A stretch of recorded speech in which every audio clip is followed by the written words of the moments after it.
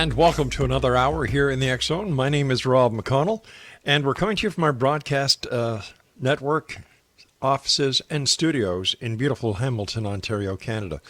If you would like to send us an email, xzone@xzoneradiotv.com, on all social media sites, X Zone Radio TV. And if you would like to find out what we have going on the X Zone Broadcast Network, visit our website, xzbn.net. And for all the programming schedules for the X Zone TV channel on Simul TV, visit www.simultv.com. My guest this hour is a gentleman that I thoroughly enjoy talking to. His name is Benjamin Radford. And who is Benjamin Radford? Well, I'm glad you asked. He's the deputy editor of Skeptical Inquirer Science Magazine, a research fellow with the Committee for Skeptical Inquiry, author of over 1,000 articles on a wide variety of topics, including urban legends, the paranormal, critical thinking, and media literacy. He's the author of more than 8 books, a board game, and the list goes on and on and on. Just getting back from a week and a half vacation, he took time out of his busy day to come here and join us. And Benjamin, always great having you with us. Thanks for having me on. It's always have a great time talking to you. Thanks, Ben. First of all, what was it like on the vacation? Did you get any relaxation done, or were you was it a working vacation? No, that's a great question. I was actually gone for almost 2 weeks down in Costa Rica and Panama. Mm-hmm.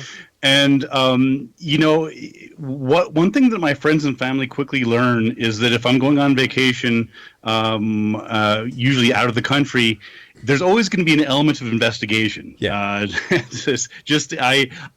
I can relax, but part of who I am is learning and stuff. And so for example, while I was down there, I was interviewing people about the duende, which is a figure in Central American folklore, which is he's a little sort of trickster figure. Sort of like an elf or a fairy, right? And he's said to have a long beard and very, very short stature. But perhaps the most interesting facet about him is that his feet are backwards. His feet are backwards. His feet are backwards, yes. Okay. And for those wondering why are his feet backwards, the answer is that again he's a trickster figure, and so the idea is that if you see footprints in the jungle, for example, or in a meadow. You'll think that he's going in one direction, but in fact, of course, because his feet are backwards, he's going in the other direction. So while I was down there, I interviewed some people about some of the folklore and stuff, and so that was one of the things I did. Oh, wow. So you had a good time, and did anybody there give you the evil eye? Not that I know of, at least not to my face. And I understand that you are quite proficient when it comes to the topic of the evil eye. That was an attempt at a segue. I'm sorry if it didn't work. So tell us about the evil eye. Yeah, no, I got that. I appreciate the segue there. Oh, so I've written about the evil eye extensively and researched it in my capacity as a folklorist. Right. And it's fascinating. It's one of those things that you would think might be sort of relegated to the Middle Ages, very antiquated. But in fact, in the modern world, many people still very much believe in the idea of curses that are conveyed through the eyes. Huh. And it's fascinating. I love those sorts of seemingly anachronistic beliefs. For example, another one would be genies or jinn, right? Which are of course mentioned in the Quran. Mm-hmm. And I've researched jinn reports, and even to this day, many people throughout the world, particularly in the Middle East and many Muslims, of course, believe very much in the literal existence of jinn, very much the same way that many Christians believe in the literal existence of angels, and they in some ways they have sort of parallels in their lives. So I'm just always fascinated by these quasi mythological folkloric figures, which are very much playing a role in people's lives to this very day, and the evil eye is a perfect example. The evil eye is usually associated with old ladies or gypsies or witches. Yes, exactly. Where did this tag come from, Ben? Well, it's interesting. It's difficult to pin back an exact, as with many of these things, Right. we can't, pin back to, 1482. Some person said that, but what we do know is that about one third of cultures around the world have some evil eye beliefs. And it's particularly prevalent these days, as you mentioned, sort of the sort of stereotypical Yeah. old lady casting an evil eye is very, very true in many places, particularly in Greece, and in the Mediterranean cultures, in Lebanon, etc. So it's interesting. I mean, the idea of an evil eye dates back certainly millennia. It's mentioned in the Bible. There's a reference to I think it's Proverbs 23:6. It says, "Eat thou not the bread of him that hath an evil eye." So even going back to the Bible, we see references to it, and also in the Quran, and Shakespeare and elsewhere. And so this notion of casting malefic magic through the eyes is widespread and, as I mentioned, very enduring. Yeah, I get the evil eye from my wife sometimes, and I remember as a kid getting the evil eye many times from my mother. Absolutely. Well, you see this, and again, that's another perfect example where we have these phrases like "evil eye," Yeah.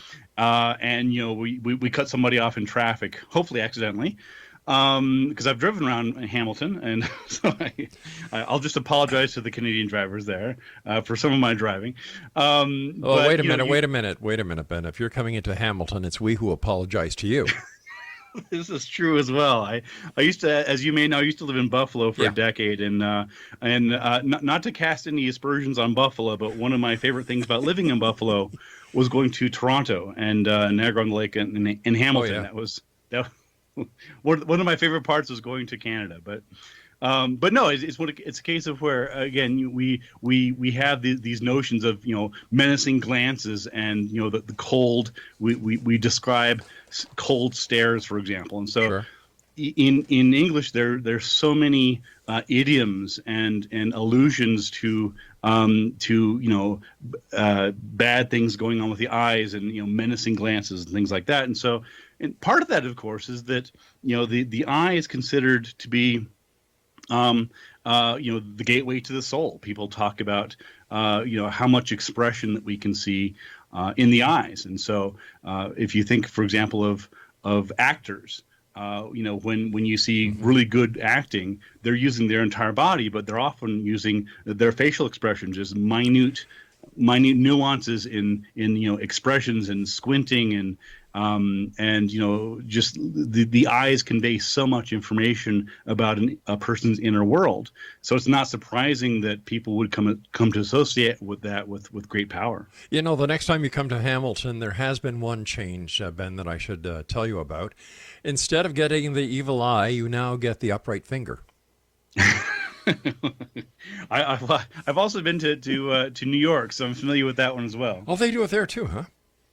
They do. It's not just you all. Explanation. Benjamin Radford is our special guest this hour. His website is www.benjaminradford.com. A lot of people today are actually calling up psychics and other members of the so-called divination culture that has popped up with the advent of more and more marketing on the internet, asking about spells, how to cast spells. And according to a survey we did, Ben, the number one spell is to fall in love. Second spell is make more money. Third spell, get rid of your spouse. Absolutely. And that's, basically the context of the evil eye, it's essentially a very specific type of magical curse. Mm-hmm. And so it's not surprising that, when you look at the reasons why people go to psychics and here in North America, it's often psychics, but elsewhere, of course, for example, in Central America, it could be curanderas.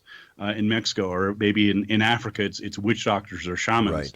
Right. So again, pick your synonym. Uh-huh. But it really is a very much cross-cultural idea, and so people go to these people who they believe have a particular communion with the afterlife or the elevated world, and often they're petitioning for either usually it's as you mentioned, it's things that they want for themselves, right? So they want money, they want a beautiful spouse, they want to get a promotion in their job, or conversely, it's they want to do somebody in, right? They've made an enemy at work, or at play, wherever. Ben, please stand by. You and I have to take our first break. Exonation. Sure. Benjamin Radford is our special guest. www.benjaminradford.com, and we'll both be back on the other side of this break as we continue here in the X Zone from our broadcast center and studios in Hamilton, Ontario, Canada. My name is Rob McConnell. Don't go away.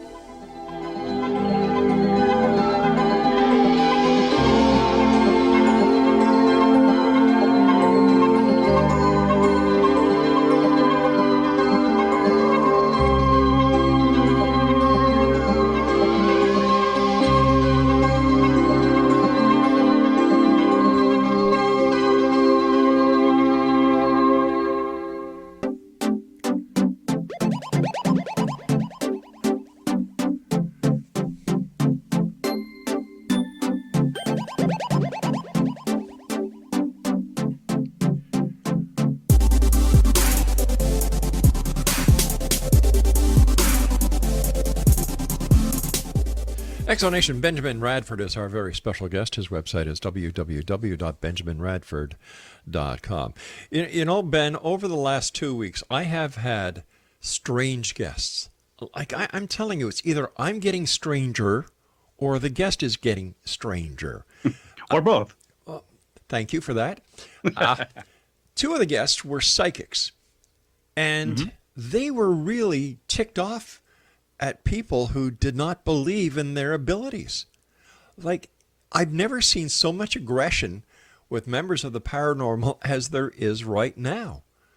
They don't like being called to answer to any of their claims, number one. Number two, anybody who does not believe in their ability or the ability of psychics is basically out to lunch. And then I had a paranormal investigator, self-proclaimed I might add, who came on the show and was telling us that he bought a haunted house in Indiana, I believe it was. And according to the past owner, there is a dead body buried beneath the house. And in fact, the owner brought one of the bones of the deceased to the local doctor. The local doctor identified it as a human bone, and they put the bone back. Now, here's the weird part. This ghost hunter is a former federal law enforcement officer. Now, I'm an ex-cop as well, and I said, well, wait a minute, hold on here. I said, what happened with the body? He said, oh, it's still there. I said, wait a sec. Hold up, what? Yeah, the body is still under the house. I said, how can you, as a former federal law enforcement officer, be told there is a body in the ground of the house you just bought, and you're doing nothing about it? Well, he says, well, the local cops are a bunch of yokels.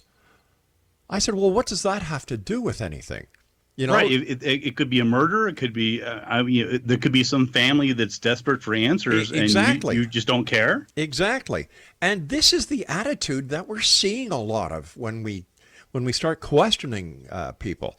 And it's like they come on the show and they expect me to just say, ooh, really? Wow, I don't believe it. How come you're so great?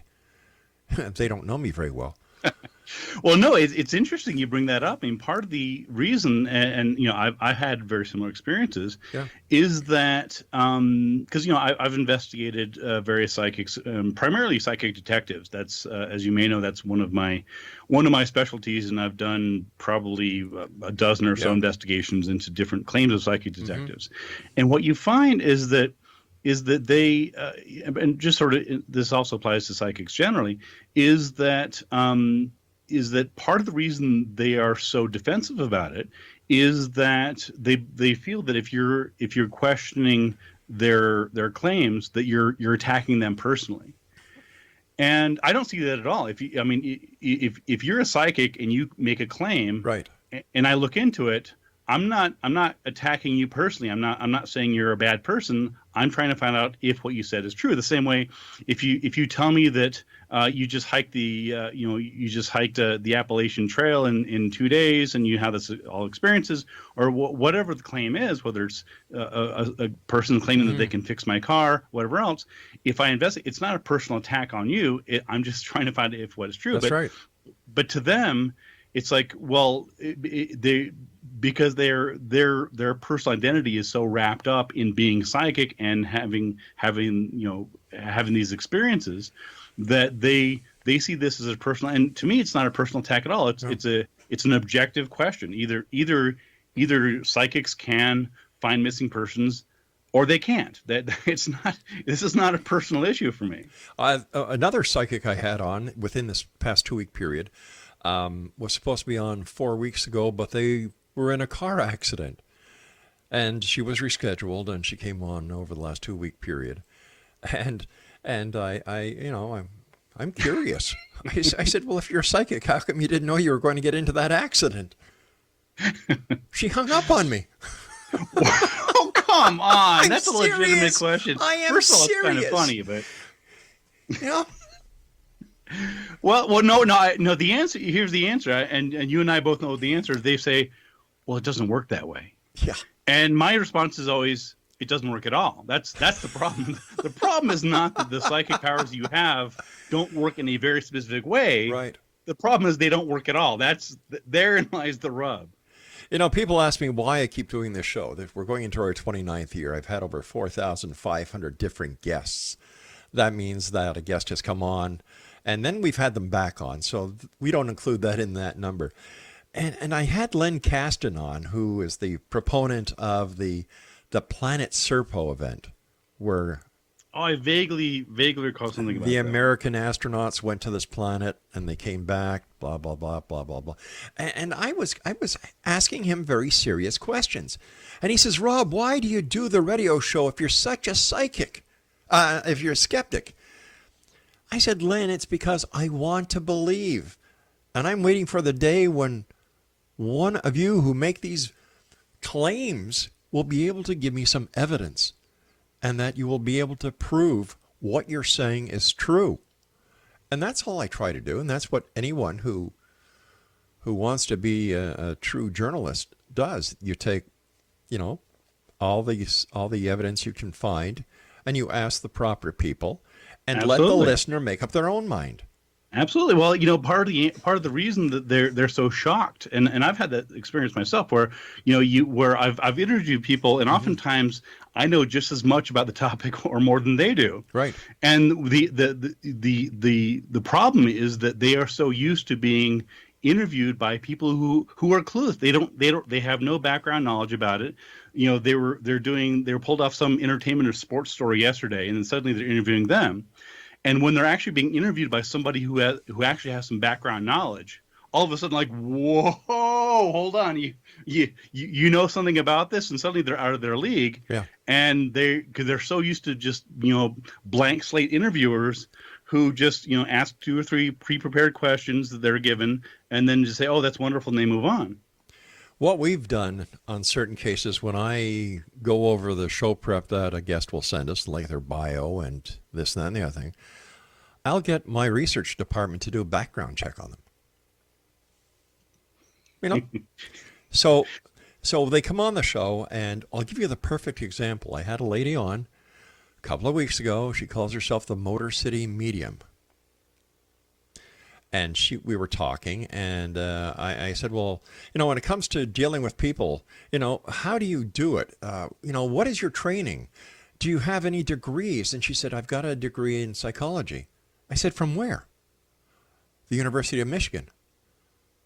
I said, are you sure it isn't a Bachelor of Science from Aquinas University? Wham! Wow. Why lie? Because they expect that they're so rarely challenged, and not in a mean way. I mean, No. if someone tells you they have a college degree and you look into it, that's not you being mean. That's not you trying to get them. That is you doing what you should do, which is question their claims. That's right. Vetting the guest. Yeah, absolutely. You know? And just again, people just skate through life, particularly a lot of these people who make careers out of this, and they just bet, and often they're right, that no one's going to pick up a phone or do a little investigation, a little research, and they're just shocked that somebody might actually try and verify what they say. But Benjamin, it's not only they who get shocked. We get shocked sometimes when we'll get a tidbit of information from a listener on a guest we had. And this guest in the past has had no reason to raise any flags with us. And then we do a background check, we find out they're a pedophile. Wow. You know, like it's holy crap. And yet, all these years, you know, I understand when a person does their time, that's one thing. But still, to find out that they were not using their real name, the information that they had built up over the years in a bio wasn't correct, and they have been misleading hundreds of thousands of people. Wow. Yeah, I just, and it's, I'm an open book. I mean, you can find me in Wikipedia. I tell you exactly where I got my college degrees. The university, they're legitimate. I have nothing to hide. So it's the people that are sort of shifting. Well, don't look too close. Those are the ones you got to watch out for. My favorite saying is, if you have nothing to hide, you have nothing to fear. That's true. People say, "Oh, Big Brother's watching me." Well, that's good. Right. That's the problem. Yeah. Well, they want information on this. They've got all the information they'll ever need. You can't stay off the radar for very long. Well, especially these days. Yeah. I mean, it's fascinating to me. I've had discussions with oftentimes not all of them, but often they're conspiracy theorists or they're sort of quasi conspiracy theorists, and they'll be complaining about how Big Brother's watching them and about they think their phone is tapped and about how people are trying to get so much information. I said, you put so much. I can look on your Facebook page, and within about 20 minutes, I can know pretty much everything I need to know about you because you're voluntarily putting it on social media. So you don't need to be worried about the NSA tapping your phone. You should be more worried about what you're putting on Facebook. Benjamin, stand by. You and I will be back on the other side of this news break at the bottom of the hour. X Zone Nation, Benjamin Radford is our very special guest. It's always a great pleasure to have you here with us, Benjamin. And if you'd like to find out more about Benjamin, his many books are available on Amazon.com, and his website is www.benjaminradford.com. This is the X Zone, and by the way, my real name is Rob McConnell, and we're coming to you from our broadcast center that is really in Hamilton, Ontario, Canada, the home of the Erectus Fingerus. When we get mad at people. We'll be back on the other side of this break. Whatever you do not go away.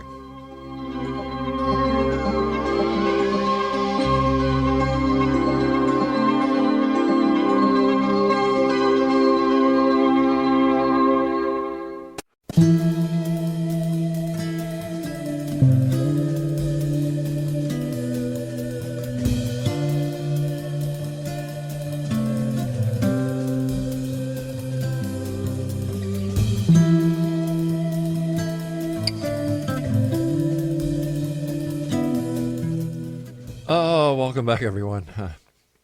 Just thinking about the last couple of weeks, and those of you who tune in every night, I love your emails. It's nice to know that there are so many people out there who actually can understand sometimes my sense of humor, or lack thereof, I should say. But Benjamin Radford's our special guest this hour. He is a welcomed friend and an old friend of the X Zone. Some of the books that you have available to you from Benjamin on Amazon.com include Bad Clowns, Scientific Paranormal Investigation, How to Solve Unexplained Mysteries, Investigating Ghosts, The Scientific Search for Spirits, Lake Monsters, Investigating the World's Most Elusive Creatures, Mysterious New Mexico, Miracles, Magic, and Monsters in the Land of Enchantment, Tracking the Chupacabras, the Vampire Beast in Fact, Fiction, and Folklore. Media Myth Makers, How Journalists, Activists, and Advertisers Mislead Us. Oh, come on. You can't be serious. I'm working on a follow-up to that book, actually. Listen, I watch CNN, and I know everything they say is true. Not. Nah. Oh, so, during the break, we talked about Niagara on the Lake before, and during the break, we were exchanging notes, I guess we can say, and Kyle Upton, who is the tour guide of the ghost tours at Fort George, a super guy, and but one of my bones of contention and why I kind of chuckle every time I hear somebody saying, "Oh, they've gone to Fort George and it's, wow, what a tour of the old fort and everything, and da da da da da, and blah blah blah blah blah blah," is wait a sec, the fort isn't where it used to be. So nobody's been able to answer one simple question, Benjamin, and I hope you can, because you're a man of the world and well-rounded. You've been to Niagara on the Lake. Why would the ghost be in a fort that was rebuilt where it wasn't before? That's a great question. That's actually a question that I ask in my most recent book, Investigating Ghosts, which you mentioned. It actually just came out a couple months ago, and the audiobook will be released in a few weeks. And not promoting the book so much, but in fact, as it happens, the last 2 chapters in that book are about Fort George, specifically investigation I did there. And the very last chapter in the book is specifically on Sarah Ann, who's Fort George's most famous ghost. Yes, allegedly the ghost of a little girl there. Mm-hmm. And in researching the history of Sarah Ann, trying to figure out if there's any truth to it, not only did I, of course, go to and spend a fair amount of time at Fort George, I also I spoke to Kyle, and I looked at some of the different books there, Jim Hill and Jeff Bellinger, and Kyle's books. And I was trying to trace back exactly where did this idea of a young girl ghost named Sarah Ann, where did that come from? How do we trace that back? And that was one of the questions that was problematic, was that exactly as you pointed out, that when people go and do the ghost tours of Fort George, which, let me be very clear, is a beautiful, fascinating place. It is. Yeah, I mean, I enjoyed Niagara on the Lake and Hamilton and all the areas around there. But when you go these days to go see Fort George and you do both the historical and the ghost tours, they often neglect to mention that what you're seeing, the soldiers' barracks and the officers' barracks and all that, with the exception of the powder room. Essentially, none of that was there. I mean, it was been moved and burned down and moved around, and so it's all well and good to sort of say, okay, well, this is a modern reconstruction of what we think it may have been like. But yes, you're exactly right. In fact, one thing that I found in terms of the ghosts that are said to populate Fort George is that, in fact, relatively few people actually died at Fort George on those particular grounds. If anything, the battles and the deaths would have been closer to the river, yes, not on the grounds that's currently there. Another thing about the fort, I went on a tour with Kyle. It was the autumn time, and of course he's wearing his cape, and he's got yes, the candle in the, I guess, candle holder. Very evocative. Very, very, and people are saying, as he's giving the tour, that this is where this is where that is, and people are saying, "Oh, listen, I can hear the violins, I can hear soldiers. Did you hear that?" And I'm saying, what the hell did you guys do? Go to the Angel Inn, look for Captain Swayze before you came here? Why? No, you're right. This is the thing, is that if you just look at photos of Fort George, you've ever actually been there, you don't realize just how close it is to Niagara on the Lake. Yeah. It's not as if this is some sort of remote fort in the Manitoba wilderness. This is yards away, meters away, since we're in Canada, from a bustling metropolis that has radios and car alarms and music, and so this idea that someone wandering the grounds is hearing drum soldiers from the regiment, it's just, what are you talking about? And And you know what? I see this a lot more when it comes to people who conduct ghost investigations, is that it seems as if one person gets an idea or hears something, then it's like it's contagious. Everybody else hears it or everybody else sees it.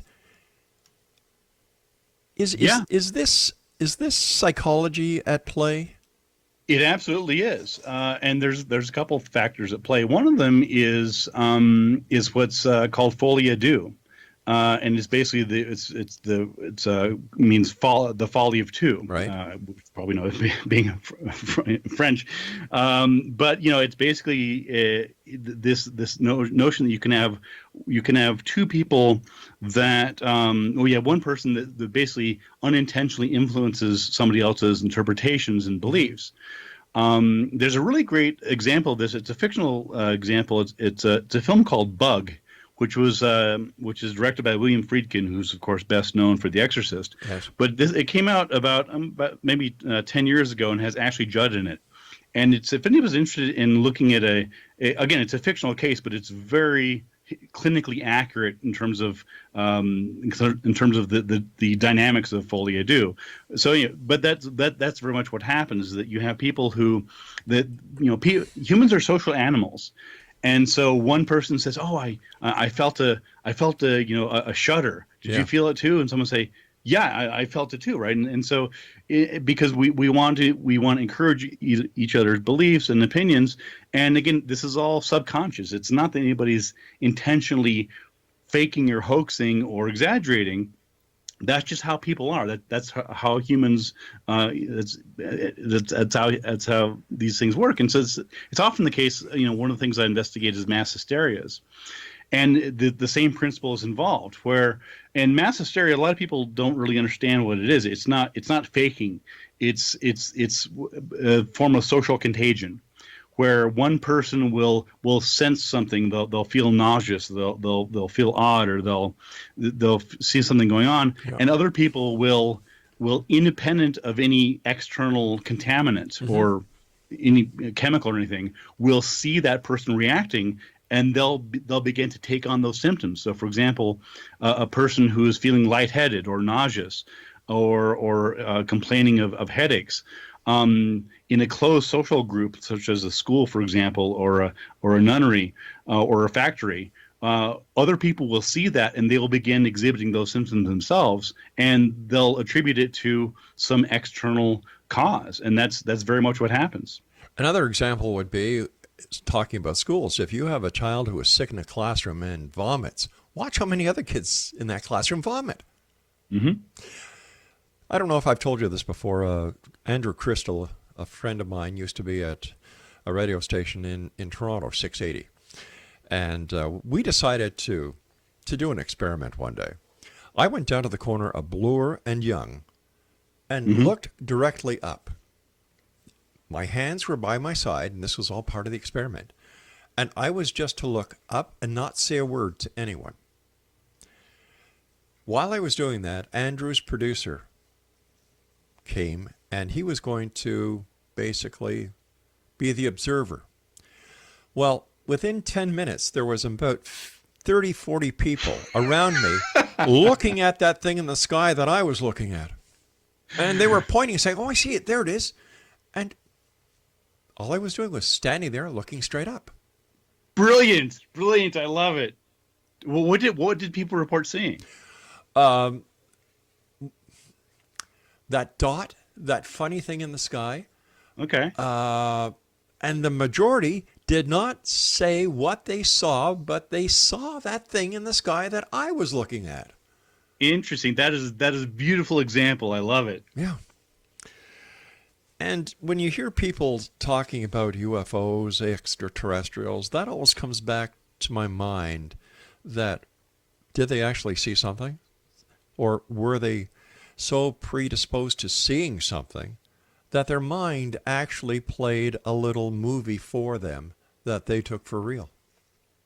And that's often what happens, especially in allegedly haunted places such as Fort George or elsewhere, is the people that are going there are psychologically primed because again, part of the reason they're going there often is because they're on a ghost tour, and so they're being told before they even show up to expect to see ghosts, and therefore anything weird is going to be interpreted as a ghost. All right, Benjamin Radford is my guest, and we'll be back as we wrap up this hour here in the X Zone from our broadcast center in Hamilton, Ontario, Canada. For all the information on Benjamin, visit his website, www.benjaminradford.com. We'll be back. Don't go away.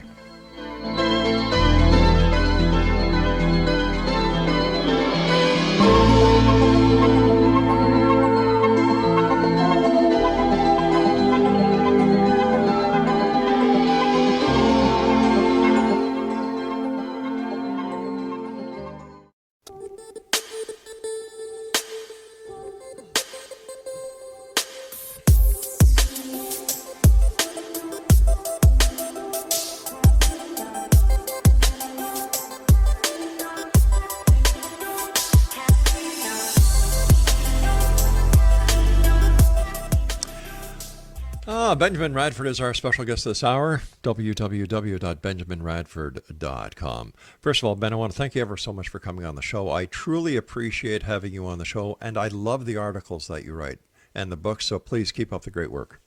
Thank you very much. I appreciate it. You know, writers are nothing without readers and people that actually, you know, pay attention to it. So I very much appreciate what you do as well. Thanks, pal. And Exonation, you can go to Amazon.com and check out all the great books that Benjamin has there. We've been talking about, we started with the evil eye, and we've kind of gone a little bit here, a little bit there. And during the break, I was telling you about an incident where a lady brought her psychic goat to the radio station.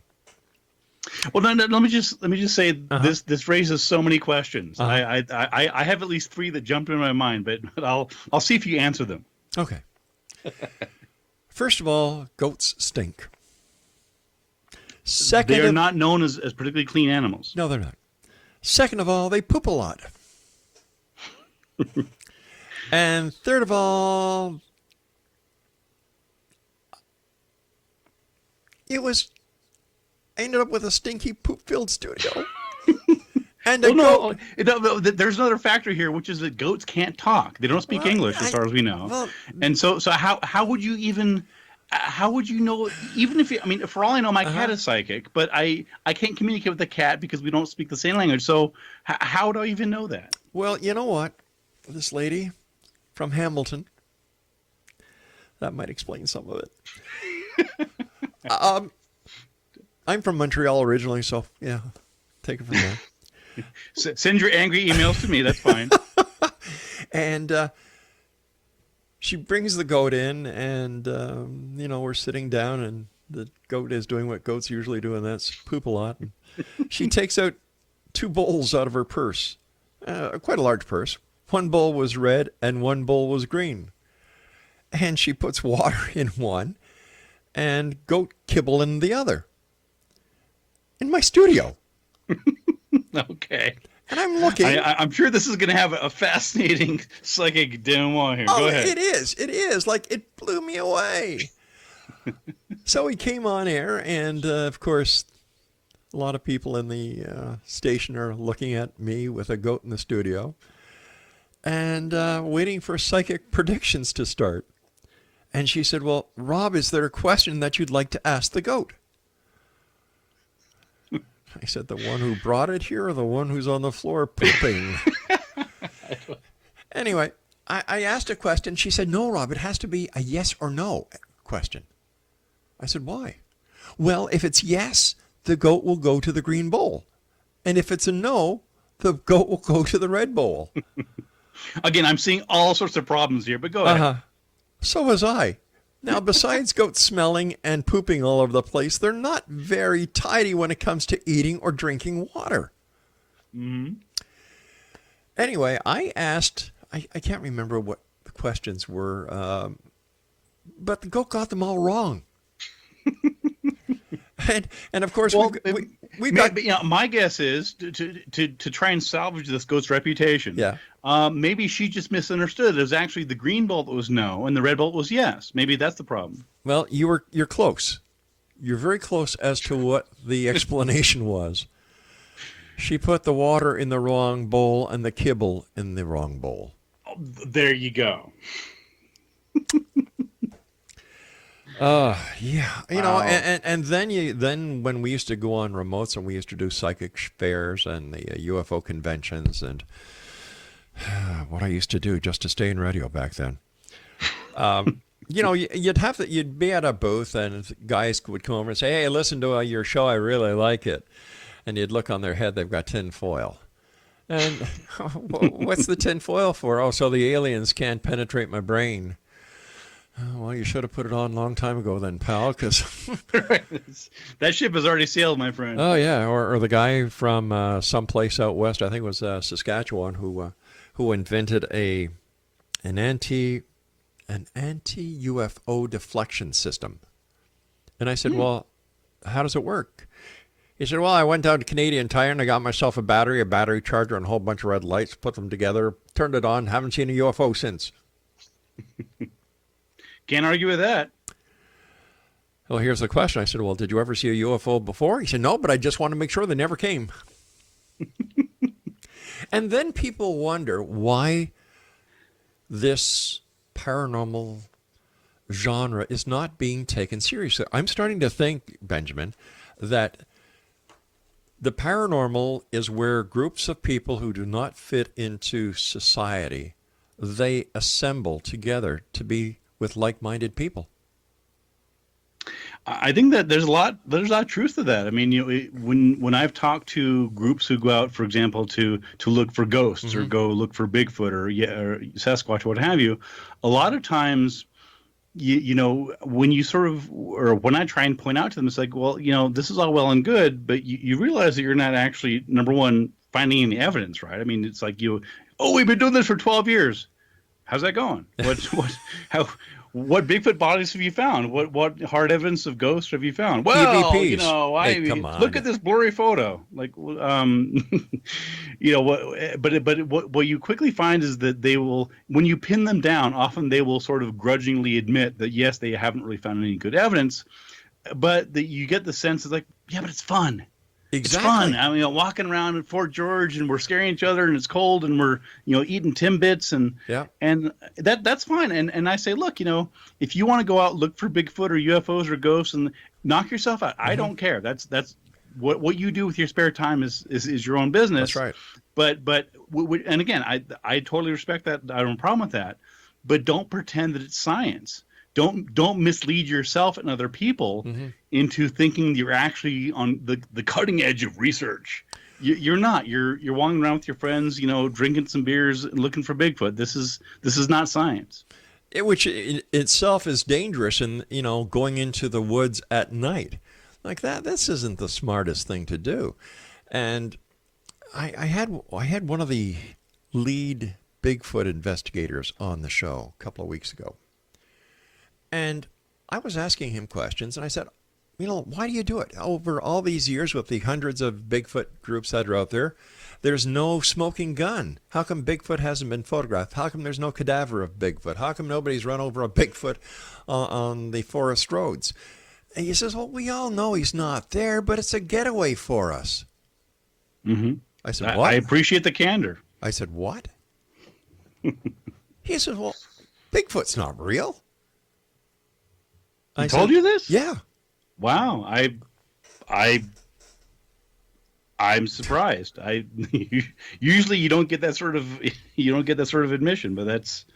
He was very honest, and he said, well, we get out into the woods, we all get together, we meet together, we exchange stories, and we have a weekend away from home.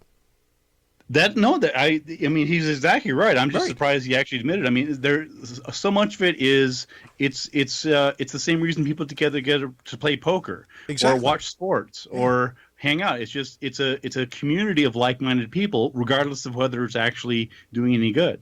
Yeah, and hey, listen, if you want to go out into the woods and enjoy nature, I'm all for that.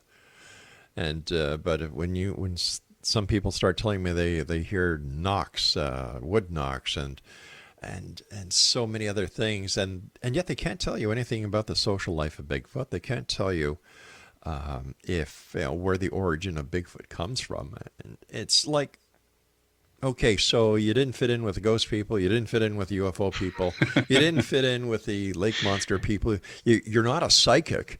So, oh, wait a minute. There's Bigfoot. I like the outdoors. You found a place to fit in. Yeah, exactly. Oh, my gosh. Hey, listen, it's always great talking to you. Anything new coming up with you? I'm just plugging away. I'm actually I just celebrated the 1 year anniversary of a podcast. Hey. It's called Squaring the Strange, and it's a weekly podcast, and I've been on the air for about a year. You can find it on iTunes and elsewhere. Again, Squaring the Strange. I've written my most recent book, as I mentioned earlier, is Investigating Ghosts, and I'm probably going to be doing a follow-up book here in the next 6 or 9 months on sort of follow up to my Media Mythmakers book, sort of talking about society and culture and things like that. So that's what's keeping me busy these days. I would imagine that around Halloween you're busy as well.